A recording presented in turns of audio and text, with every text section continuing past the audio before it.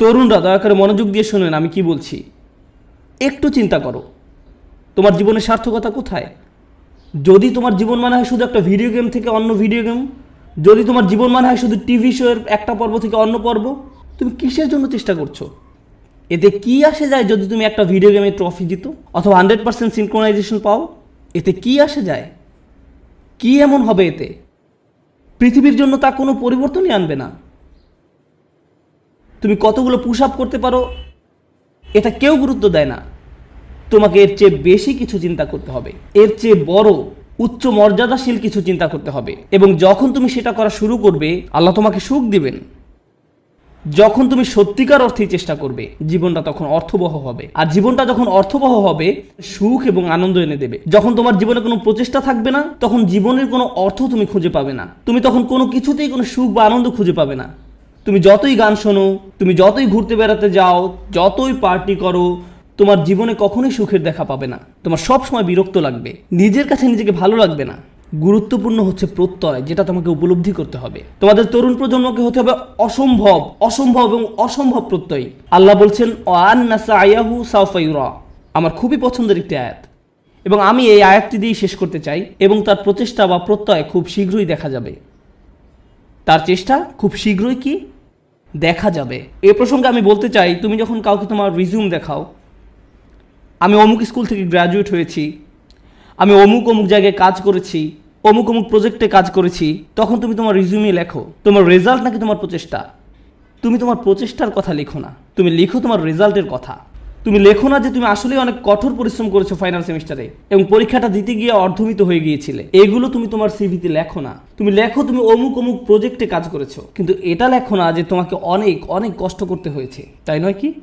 শুধু তাই নয়, কিছু কিছু সময় তুমি অনেক অনেক চেষ্টা করো কিন্তু তুমি পাশ করতে পারো না। অথবা এরকম যে তুমি অসম্ভব রকমের চেষ্টা করেছো একটা প্রজেক্টের জন্য, কিন্তু সেটা সফলভাবে শেষ করতে পারোনি। অথবা তুমি তোমার আশানুরূপ গ্রেড পাওনি, যেটা তোমার পাওয়া উচিত ছিল। আমরা মানুষেরা মানুষকে কিসের ভিত্তিতে বিচার করি? আমরা মানুষকে বিচার করি রেজাল্ট দিয়ে। আমার এতে কিছু যায় আসে না যে তুমি কতটা চেষ্টা করেছো, তুমি আমাকে ফলাফল এনে দিতে পারোনি। আমার এতে কিছুই আসে যায় না যে তুমি কতটা চেষ্টা করেছো, তুমি পাশ করতে পারোনি, গ্রাজুয়েট হতে পারোনি। বুঝতে পেরেছো ব্যাপারটা? কিন্তু আল্লাহ তোমার বিচার তোমার রেজাল্ট দিয়ে করবেন না। আল্লাহ তোমার বিচার করবেন কিসের ভিত্তিতে? প্রচেষ্টা। আল্লাহ বলছেন এবং তার প্রচেষ্টা, তার অধ্যবসায়গুলো খুব শীঘ্রই দেখা যাবে। এটা একটা অসাধারণ ব্যাপার, কেননা পৃথিবীর বুকে কোনো মানুষই আমার প্রচেষ্টা দেখবে না, কোনো মানুষই আমার প্রচেষ্টা দেখবে না। আমি তোমার প্রচেষ্টা দেখব না, অথবা তুমি আমার প্রচেষ্টা দেখবে না, কিন্তু তিনি হচ্ছেন শুধুমাত্র আল্লাহ, যিনি আমাদের প্রচেষ্টা অধ্যবসায়গুলো দেখবেন। আমরা সবাই দেখি ফলাফল, আমরা হচ্ছি ফলাফল সর্বস্ব মানুষ। আল্লাহ হচ্ছেন বিচারক, যিনি দেখেন প্রচেষ্টা। সুবহানাল্লাহ, কতই না মহান আমাদের প্রভু। কেউ তোমার প্রচেষ্টার মূল্য দিবে না এক আল্লাহ ছাড়া, সুতরাং কখনোই তোমার প্রচেষ্টাকে খাটো করে দেখবে না। মানুষ হয়তো মূল্য দিচ্ছে না তুমি যে কাজগুলো করছো, এবং তুমিও সাথে সাথে ভাবতে শুরু করে দাও যে এগুলোর আসলেই কোনো মূল্য নেই। কিন্তু মনে রেখো, এটা মূল্যবান আল্লাহর কাছে। আল্লাহর কাছে এটা অত্যন্ত মূল্যবান। আজকের আলোচনা ওই অংশটা বিশেষভাবে বোনদের জন্য ছিল, কারণ তারা কঠোর পরিশ্রম করে এবং তাদের মনে হয় এই চেষ্টায় কোনোভাবেই কিছু হবার নয়। ছেলেরা এমন নয়, কারণ ছেলেরা কোনো খাটুনি করে না এবং তারা মনে করে যে আমি অনেক করেছি, আমি কত কঠোর চেষ্টা করেছি। ছেলেরা নিজেদের সাথে মিথ্যাচার বন্ধ করো। তোমাদের নিজেদের এটা বলা বন্ধ করতে হবে যে তুমি যথেষ্ট করেছো। তোমার অলসতা দূর করতে হবে। ভাইরা, শয়তান তোমাদের ধ্বংস করে দিচ্ছে, সে তোমাদের ধ্বংস করছে। তোমরা এত অলস। নিজেদের কাছে যুক্তি দেওয়া বন্ধ করো এবং কাজ করো, বেশি করে কাজ করো, আবেদন করতে থাকো, করতেই থাকো, অন্যদের সাথে এই ব্যাপারে কথা বলতে থাকো, নেটওয়ার্কিং করো। থেমে যেয়ে বলো না যে আমি সব রকম চেষ্টা করেছি তারপর ফল পাইনি। না, তুমি সব রকমের চেষ্টা করোনি। উদ্যম হারিও না।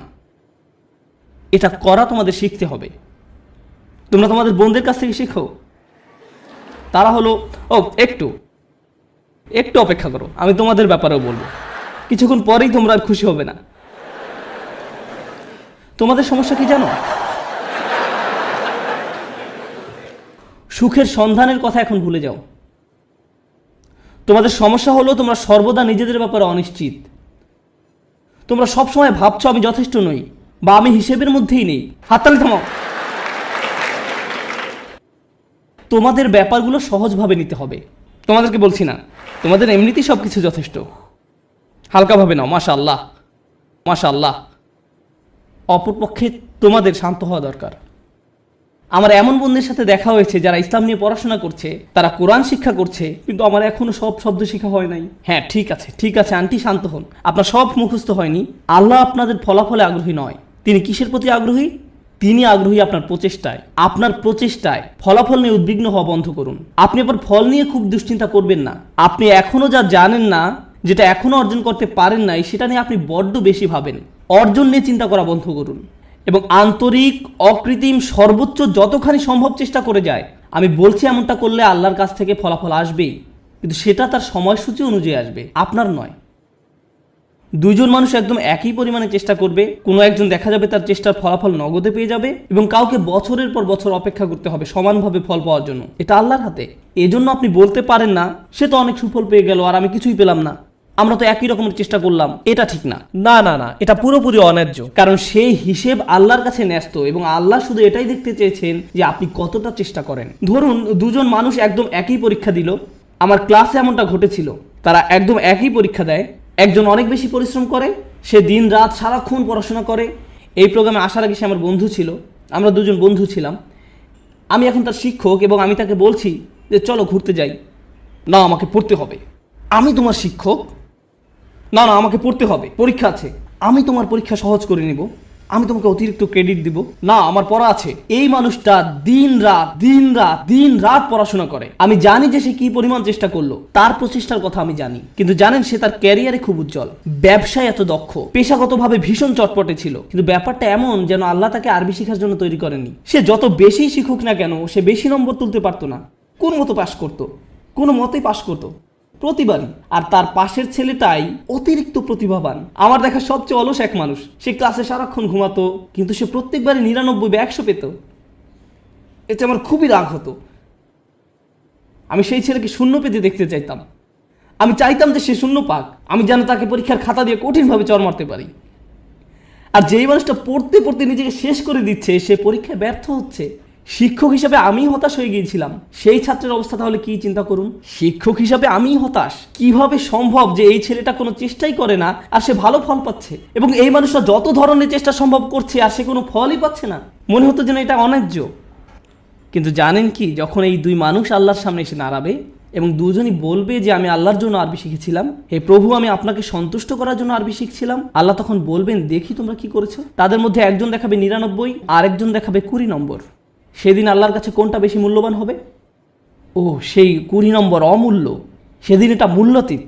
কারণ আল্লাহ খাতার নম্বর দিয়ে মূল্যায়ন করেন না। তিনি কি দিয়ে মূল্যায়ন করেন? প্রচেষ্টা দিয়ে। সেই 99-এর মূল্য সেদিন হবে খুব খুব খুব কম, কারণ এটা পাওয়ার জন্য তাকে খুব বেশি চেষ্টা করতে হয়নি। আল্লাহ এভাবেই বিচার করেন। এটা পুরোটাই গুণগত মান সংক্রান্ত, পরিমাণ সংক্রান্ত নয়। মানুষ শুধু পরিমাণ বিচার করতে পারে, আল্লাহ গুণগত মান বিচার করেন।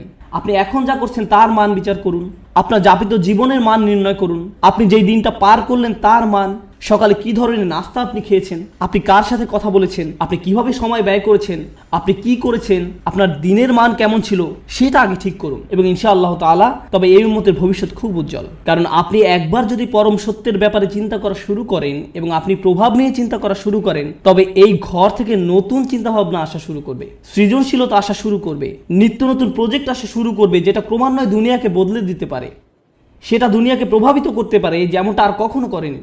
মুসলিম তরুণ সম্প্রদায় এটা করতেই সক্ষম।